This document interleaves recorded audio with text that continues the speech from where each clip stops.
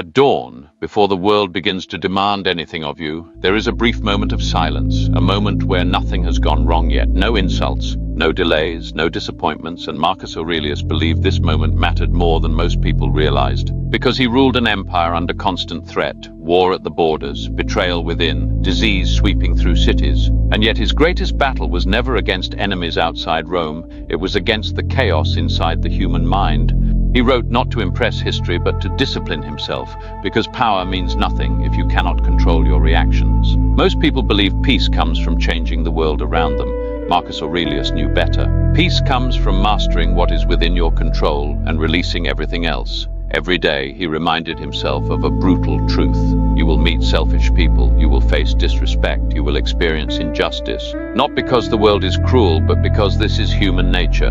The mistake is not encountering these things. The mistake is letting them rule you. When someone insults you, the insult itself has no power. The power comes from your decision to be wounded by it. External events are neutral. It is your judgment that turns them into suffering. Think about that. The delay, the criticism, the failure. None of these are disasters on their own. They only become disasters when you surrender control of your mind. Stoicism is not emotional numbness. It is emotional discipline. It is the ability to feel without being owned by feeling. Marcus Aurelius woke each day preparing for resistance, not because he was pessimistic, but because he was realistic. He knew that expecting ease makes hardship unbearable, but expecting hardship makes you resilient.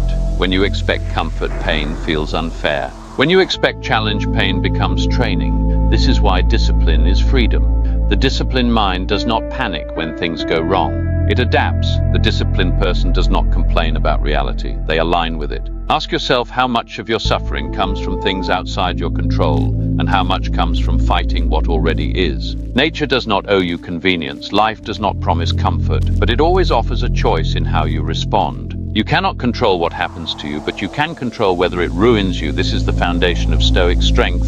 Marcus warned against living as if you have unlimited time, not in fear, but in urgency. Every wasted hour is a silent theft from your future self. Every excuse is a vote against your own potential. You could leave life right now, and letting that truth shape what you do and say and think is not meant to create anxiety, but clarity. When you remember that time is finite, trivial things lose their grip. Petty arguments fade, ego weakens, focus sharpens. Control your impulses, control your words, control your reactions. These are not restrictions, they are tools of inner power. The undisciplined mind seeks comfort. The disciplined mind seeks alignment with truth, and truth is often uncomfortable. Marcus Aurelius did not escape pain. He trained himself to endure it without becoming bitter. He did not avoid responsibility, he embraced it without complaining. He understood that greatness is quiet, no applause, no validation, just consistency.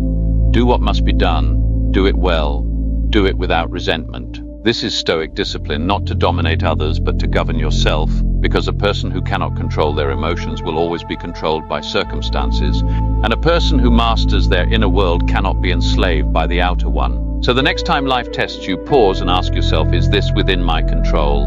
If it is, act with courage. If it isn't, release it without resistance. This is not weakness, this is wisdom. Marcus Aurelius ruled an empire, but his true legacy was proving that the strongest throne is the one built inside the mind. Control your mind, discipline your actions, and no chaos outside you will ever define who you are.